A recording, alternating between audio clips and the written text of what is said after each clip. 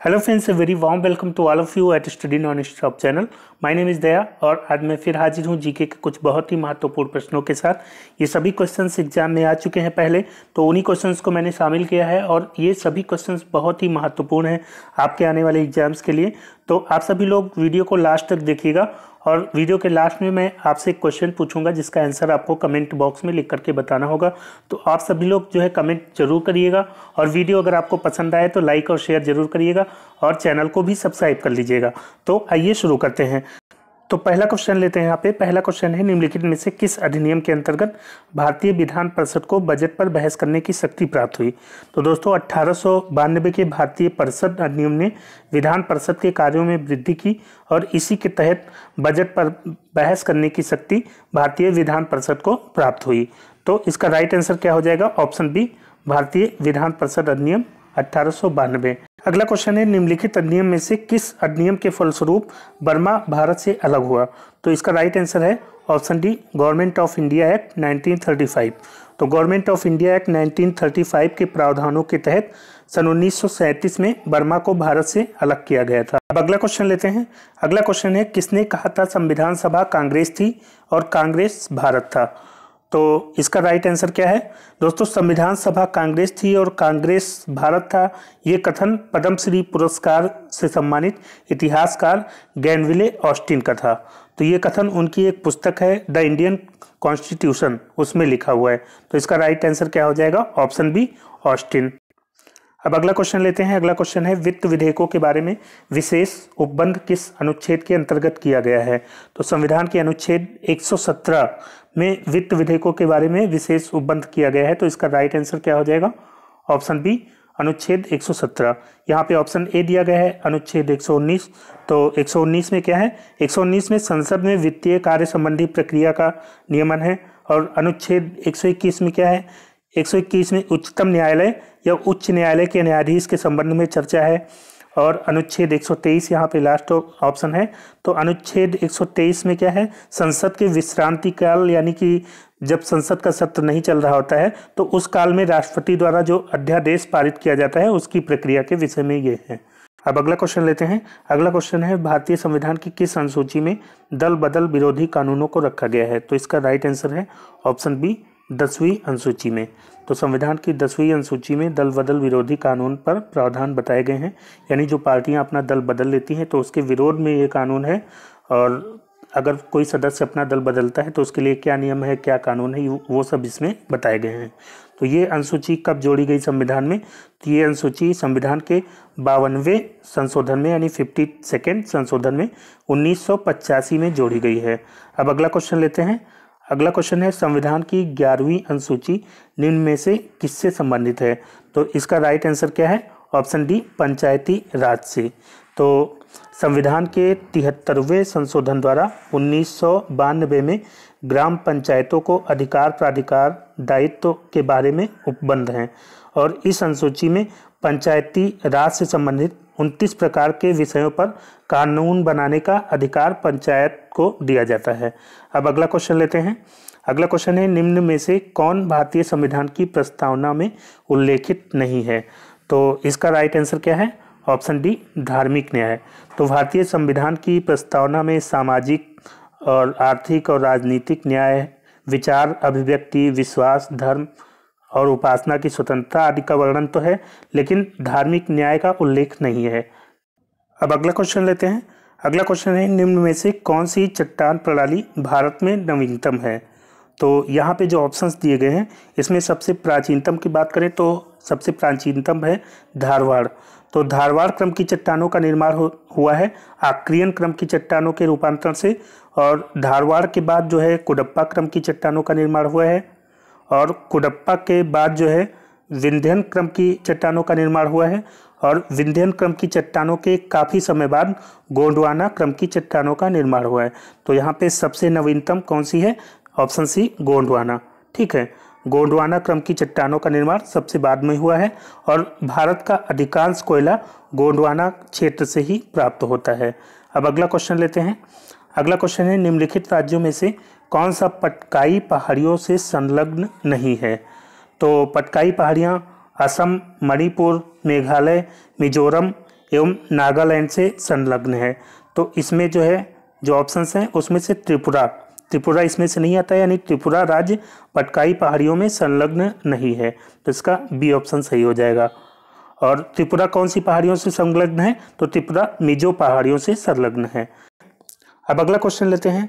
अगला क्वेश्चन है निम्नलिखित में से कौन सा सुमेलित नहीं है? तो यहाँ पे पहला ऑप्शन है जेलेपला। तो जेलेपला क्या है? जेलेपला है एक दर्रा, ठीक है, जो कि सिक्किम को लहासा से जोड़ता है, पूर्वी सिक्किम जिले को लहासा से जोड़ता है। लहासा कहाँ पे है? तिब्बत में, ठीक है। तो ये सुमेलित है क्योंकि जेलेपला दर्रा सिक्किम में है। अब अगला देखते हैं, अगला है सिपकीला। तो सिपकीला दर्रा कहाँ पे है? सिपकीला भी तिब्बत को जोड़ने वाला दर्रा है जो हिमाचल प्रदेश के किन्नौर जिले में है। यहाँ पे जम्मू कश्मीर दिया गया है, तो जम्मू कश्मीर से कोई संबंध नहीं है, तो ये ऑप्शन सुमेलित नहीं है, तो यही ऑप्शन सही हो जाएगा, ऑप्शन बी। अगला चेक कर लेते हैं बॉमडीला। तो बॉमडीला अरुणाचल प्रदेश के कोमेंग जिले को लहासा से जोड़ता है, तो ये भी लहासा से जोड़ता है और ये अरुणाचल प्रदेश में है। और अगला है माना और नीति। तो माना और नीति उत्तराखंड के गढ़वाल की पहाड़ियों को तिब्बत से जोड़ने वाले दो दर्रे हैं, ठीक है। तो ये भी उत्तराखंड का दर्रा है, तो ये भी सही है। तो बाकी सब तो सुमेलित हैं, लेकिन बी ऑप्शन नहीं सुमेलित। अगला क्वेश्चन है गांधी सागर बांध निम्न में से किस एक का भाग है? तो इसका राइट आंसर है ऑप्शन डी, चंबल परियोजना। तो गांधी सागर बांध चंबल घाटी की परियोजनाओं में से पहली परियोजना है। ये बांध मध्य प्रदेश में मंदसौर जिले में स्थित है और इसकी ऊंचाई है 62.17 मीटर। और ये कब बना था? ये बना था 1954 से शुरू हुआ था बनना और 1960 में पूरा हो गया, ठीक है। अब अगला क्वेश्चन लेते हैं। अगला क्वेश्चन है भारत में लिग्नाइट कोयले का सर्वाधिक जमाव पाया जाता है। तो इसका राइट आंसर क्या होगा? दोस्तों, भारत में कोयले की अगर कुल भंडार की बात करें तो कुल भंडार की दृष्टि से झारखंड पहले नंबर पे आता है, लेकिन अगर लिग्नाइट कोयले की बात करें तो सबसे पहले नंबर पे आता है तमिलनाडु। तो इसका बी ऑप्शन सही हो जाएगा। अब अगला क्वेश्चन लेते हैं। अगला क्वेश्चन है उड़ान एक गैस आधारित शक्ति परियोजना है, ये कहाँ स्थित है? तो उड़ान gas turbine power station Maharashtra के रायगढ़ जिले में स्थित गैस आधारित शक्ति परियोजना है। तो इसका राइट आंसर क्या हो जाएगा? ऑप्शन ए, महाराष्ट्र में। अब अगला क्वेश्चन लेते हैं। अगला क्वेश्चन है international crop research institute for semi arid tropics कहाँ स्थित है? तो international crop research institute for semi arid tropics यानी ICRISAT एक गैर लाभकारी और गैर राजनीतिक संगठन है जो एशिया और सब सहारा अफ्रीका में विकास हेतु कृषि संबंधी अनुसंधान संचालन करता है और इसका हेड ऑफिस है हैदराबाद में, तेलंगाना में, ठीक है। तो इसका राइट आंसर क्या हो जाएगा? ऑप्शन सी, हैदराबाद में। अब अगला क्वेश्चन लेते हैं। अगला क्वेश्चन है निम्नलिखित पर्वतों में से कौन सा जर्मनी में स्थित है? तो इसका राइट आंसर है ऑप्शन सी, ब्लैक फॉरेस्ट। तो ब्लैक फॉरेस्ट पर्वत जो है जर्मनी में स्थित है, ठीक है। और इसके अलावा यहाँ पे ऑप्शन है सॉल्ट रेंज, जो पहला ऑप्शन है, ये पाकिस्तान में है। एटलस पर्वत की बात करें तो अफ्रीका महाद्वीप के मोरक्को, अल्जीरिया और ट्यूनीसिया में फैला हुआ है। और यहाँ पे वाइट माउंटेन है, ऑप्शन डी। तो वाइट माउंटेन यूएसए के कैलिफोर्निया में है। इसी तरह एक पर्वत है ब्लैक माउंटेन, वो कहाँ पे है? वो भी यूएसए में ही है, नॉर्थ कैरोलिना में, ठीक है। अब अगला क्वेश्चन लेते हैं। अगला क्वेश्चन है गॉड वाह के रचयिता हैं। तो गॉड वाह के रचयिता कौन है? गॉड वाह कन्नौज के राजा यशोवर्मन के दरबार के कवि थे, वाकपति उनकी रचना है। तो इसका राइट आंसर हो जाएगा ऑप्शन ए, वाकपति। अब अगला क्वेश्चन लेते हैं। अगला क्वेश्चन है निम्न में से किसने गुलरुखी उपनाम से अपनी कविताओं की रचना की? तो इसका राइट आंसर है ऑप्शन बी, सिकंदर लोदी। तो सिकंदर लोदी गुलरुखी उपनाम से अपनी कविताएं लिखता था। सिकंदर लोदी की बात करते हैं तो ये 17 जुलाई सन 1489 को निजाम खां सुल्तान सिकंदर शाह के नाम से गद्दी पर बैठा था, जो लोदी वंश के संस्थापक बहलोल लोदी का तीसरा पुत्र था और लोदी वंश का महान शासक था। 1504 ईस्वी में इसने राजस्थान के शासकों पर नियंत्रण के उद्देश्य से यमुना नदी पर आगरा नामक नया नगर बसाया था और इसे अपनी राजधानी बनाया था। और नाप का एक पैमाना था गज ए सिकंदरी, वो इसी के समय में आरंभ हुआ था। अब अगला क्वेश्चन लेते हैं। अगला क्वेश्चन है निम्नलिखित में से किसे भारत का सादी कहा गया है? तो इसका राइट आंसर है अमीर हसन, ठीक है, ऑप्शन सी इसका सही है। तो अमीर हसन ए दहलवी इनका पूरा नाम था। उनकी उच्च गजलों के कारण उन्हें भारत का सादी कहा गया है। अब अगला क्वेश्चन लेते हैं। अगला क्वेश्चन है, सर थॉमस मुनरो किन वर्षों में मद्रास के गवर्नर रहे? तो थॉमस मुनरो 1820 से 1827 तक मद्रास के गवर्नर रहे थे। तो इसका राइट आंसर हो जाएगा ऑप्शन सी, 1820 से 1827 ईस्वी। तो भू राजस्व वसूली के लिए एक व्यवस्था आपने सुनी होगी, रैयत बाड़ी व्यवस्था। तो उसके जन्मदाता भी यही माने जाते हैं, थॉमस मुनरो और कैप्टन रीड। इसे सबसे पहले लागू किया गया था तमिलनाडु के बारामहल जिले में। अब अगला क्वेश्चन लेते हैं। अगला क्वेश्चन है, भारत छोड़ो आंदोलन के समय भारत का प्रधान सेनापति कौन था? तो इसका राइट आंसर है ऑप्शन सी, लॉर्ड वेवेल।